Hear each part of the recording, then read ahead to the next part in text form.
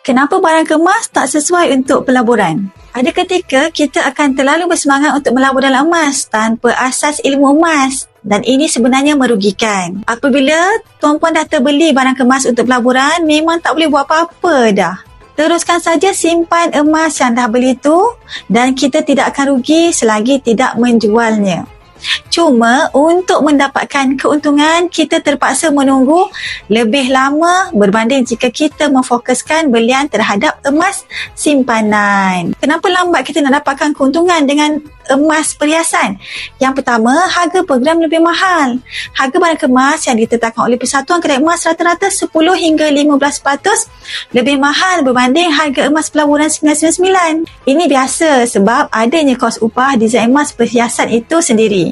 Yang kedua, kadar spread sangat tinggi.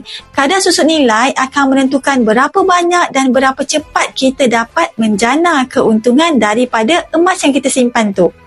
Bila ada kenaikan harga emas, barulah kita dapat menjana keuntungan.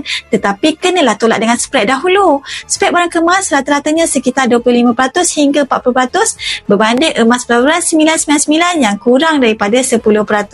Jika anda berminat untuk mendapat bimbingan percuma dan menjadi penyimpan emas yang berilmu, boleh klik pautan di bio ataupun caption untuk saya bantu dengan cara dan langkah yang terbaik buat anda.